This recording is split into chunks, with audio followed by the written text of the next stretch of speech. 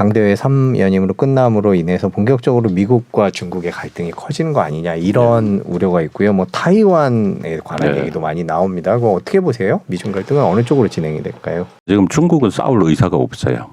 예, 중국은 싸울 의사가 전혀 없습니다. 그리고 싸워서 되지도 않는다고 생각하고 중국의 이 SNS 이런 데를 보게 되면 너무 세게 나가지 말라고 자꾸 이런 이제 주문이 나오는데. 일반 국민들이요? 예.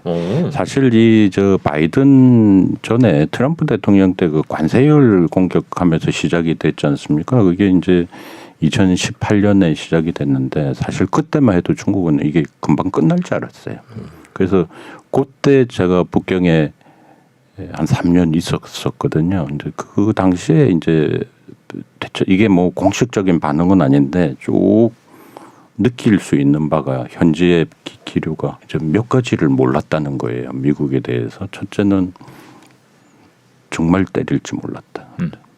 두 번째는 이렇게 아프게 때릴지 몰랐다. 세 번째는 이렇게 강하게 계속 때릴지 몰랐다. 그렇죠. 이런 거예요. 네 번째는 우리의 역량이 이제 이런 거예요. 그러니까 우리의 역량이 미국이 저렇게 세다 하는 거를 이제 우리가 이렇게 미국한테 당하는 수준이구나. 특히 이제 왜 뭐 하이테크 이런 것도 있지만 금융 쪽에 있어서는 그 미국의 첨단 뭐 금융 공격의 기법이라든지 이런 건 도저히 그러니까 알 수가 없는 겁니다. 거기에 대해서 대단히 이제 위기 의식을 많이 느꼈을 거지요. 그래서 이제 근데 이제 이거하고 또 별도로 가장 중요한 것은 중국이 미국하고 별로 싸울 의사는 없다는 겁니다. 근데 이제 중국이 느끼기로는 아마도 이런 게 있을 거예요. 미국이 압박하는 거는 지금 하이테크 제품 같은 경우는 이것을 직접 개발하지 말고 사서 써라. 그렇게 받아들이나요, 중국은? 그렇게 받아들일 수 있다는 것이죠. 예. 만약에 사서 쓴다면 미국이 굳이 해외 시장을 포기할 수는 없는 것이거든요. 그리고 아예 미국과의 그런 싸움 자체는 원치 않는다는 것을 중국 측에서 계속 얘기를 하고 있습니다. 그런데 그렇다고 해서 이제 중국이 그러면 미국 하자는 대로 할 수는 없거든요. 이때까지 방식으로 보게 되면. 그래서 뭐 미국이 어떤 방법으로 어떤 수단이 하나가 나왔을 경우에는 거기에 맞게끔 어느 정도 내에서는 중국이 카운터를 하되 중국이 먼저 어떤 조치를 공격적으로 나갈 가능성은 적어도 이제까지 흘러온 바로 보면은 별로 크지 않다고 생각하고요. 이제 다만 미중 관계에 이렇게 되면서 미국이 기조를 바꾸지 않는 한 중국이 일단 강하게 대처하는 듯한 모습은 유지를 할 겁니다. 근데 반면에 유럽 쪽에는 이번에 독일, 프랑스 대통령 초청을 했잖아요. 정상들을. 초청했죠. 예, 초청을 했잖아요. 이제 그거를 보게 되면 사실 원래 미국하고 갈등 생기기 전에 유럽하고 관계 좋았어요. 네.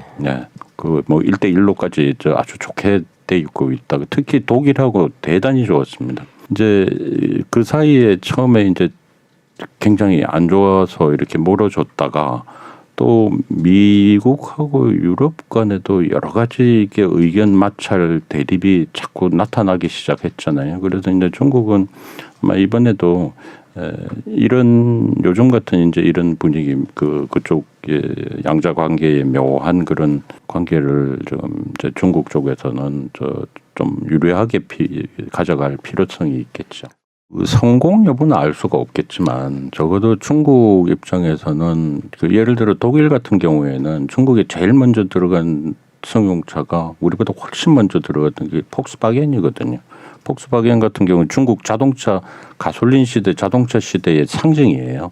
또 여러 가지 협력 모델까지 다 진행이 됐었기 때문에 이제 기반은 가능하다고 생각하고 지금 유럽 같은 경우도 국내 경제가 여러 가지 어려움이 있어서 타개책이 필요합니다. 해외 시장에서. 그래서 이제 그런 부분에서 서로 지금 뭐 관계를 좋게 안 할 필요성은 없는데 다만 조심조심하면서 많이 좀 따져봐야 되는 시기이긴 할 겁니다. 그러니까 독일, 프랑스, 이탈리아, 스페인 이렇게 초청을 한 거죠. 예. 간다 안 간다는 아직 안 나온 거죠. 예. 그리고 독일만 이제 뭐 갈 수 있다. 또 그 살짝 떠보는 것 같아요. 시기를 또 조정할 수도 있다. 뭐 이런 얘기도 나오는 것 같고.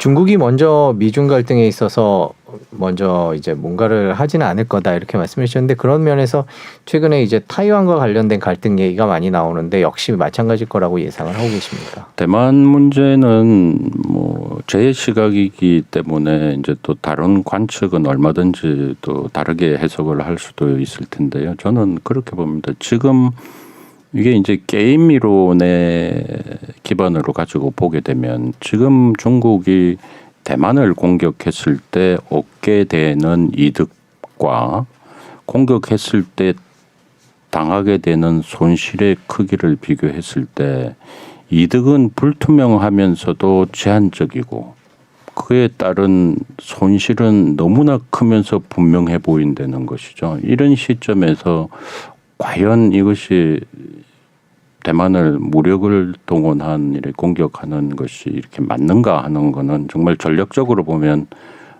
아니죠.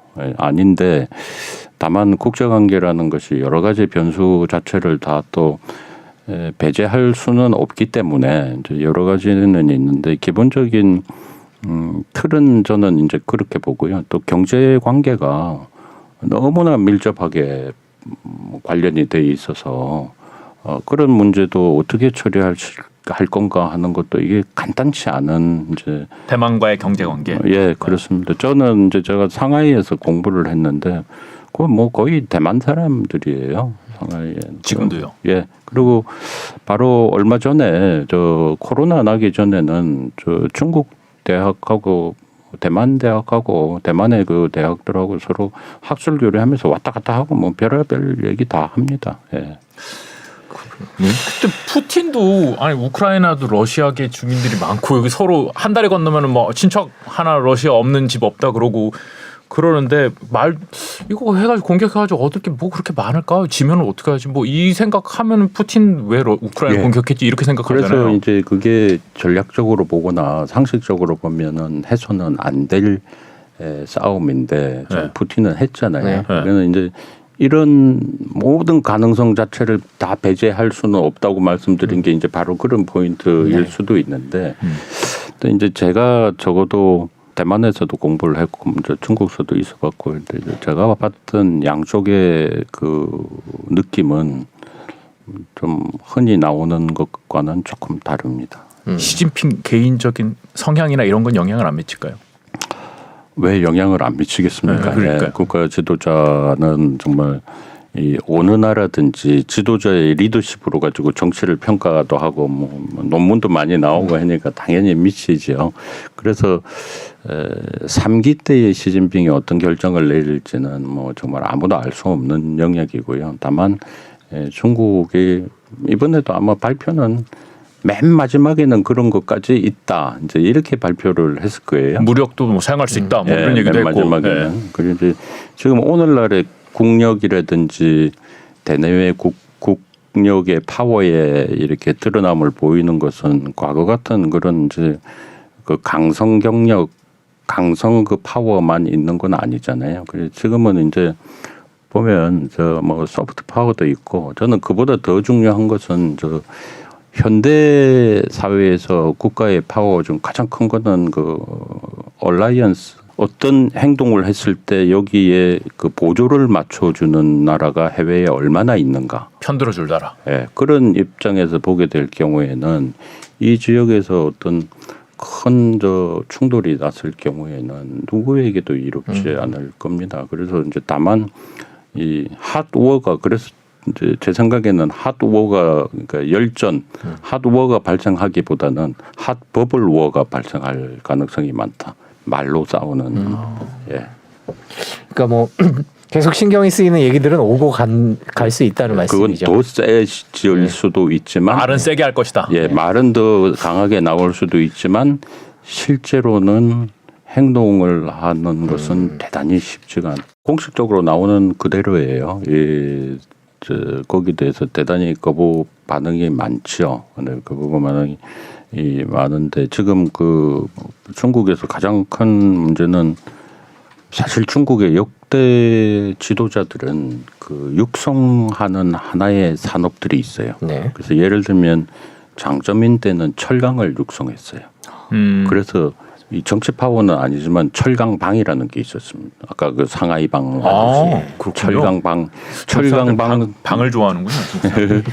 철강방 세력들이 각계 요직에 포진을 해서 잘 나갔던 시기가 장점인 때예요. 철강 산업 출신들. 예, 철강이 그때 그리고 중국의 철강 산업이 대단히 크기도 했고 그 많은 철강 기업 중에 이제 민영 기업들은 우리 한국의 박태준 포스코 회장을 정말 존경해가지고 제가 한번 가서 견학을 했던 저 상하이의 그 민영 철강 회사는 그 회장실에다가 박태준 회장 초상을 걸어놓죠. 정말 존경한다고. 롤 모델이군요. 롤 모델. 막 이러기도 했었거든요. 그러다가 이제 후진타오 시대에 갔더니 사실은 뚜렷한 게 안 보입니다. 왜냐하면 그때는 장저민 주석의 그 그림자에 있었다는 평가가 많아요. 그래서 오히려 그때는 대단히 부드럽게 국내외적으로 알려졌죠. 후진타오 주석이 한국에 왔을 경우에는 한류스타를 찾기도 하고 이런 그렇죠. 얘기가 있었잖아요. 그랬는데 이제 시진핑 주석에 들어오고 나서는 전자산업을 육성으로 뽑았고 그 중에서도 반도체였었던 거죠. 그리고 그렇죠. 반도체는 바로 2025년도까지 자금률을 70%까지 올리겠다는 게 목표였습니다. 근데 그것이 미국의 이 압박이 오면서 이제 사실상 현실적으로 이게 수정이 불가피하게 되는 이제 그런 상황이 아마 올 겁니다. 동양의 바둑은 공간의 싸움이잖아요. 네. 집을 만들죠. 집을 만드는 이제 중국이 바로 그런 식의 파워를 원하거든요. 그렇다면 이 집의 공간을 점점 지금 뭐 현실적으로 어렵긴 하지만 이 공간을 넓혀가는 방법이라면 TSMC를 그런 식으로 가져가고만 하는 이제 이런 것은 전혀 안 맞다고 이제 저는 보고 있고요. 오히려 TSMC하고 어떻게 하면 지금 협력이 좀 더 가능한 방법이 뭔가 하는 거를 찾아가는 것이 훨씬 좋을 거예요. 제 판단입니다만은 그 반도체 불기 그 계획의 상당 부분을 수정하지 않을 수 없을 것이다. 이렇게 이제 보는 게 어떤 부분인가 이렇게 하게 되면 첫째는 그 정밀도, 공정도 부분에서 보게 되면 지금 중국이 반도체를 못하는 게 아니잖아요. 하는데 이게 초정밀을 못하게 되죠. 그러니까 범용 상품은 중국 국내에 있어서는 범용 상품은 다 하거든요. 다 하고 있는데 지금 영향을 받는 거는 앞으로 거예요. 그렇죠. 예. 그런 부분이 되다 보니까 중국으로서는 범위를 좁혀야죠. 이제 해외 시장까지 나가렸던 거를 국내로 예를 들면 이제 그럴 가능성이 목표를 좀 낮추겠다. 예. 또 그 기간을 조금 길게 해가는 방법도 있을 수가 있을 테고 그래서 여러 가지 그 조정을 하되 이 계획 자체가 뭐 사라진다든지 뭐 이런 상황은 일어나지 않을 것 같습니다.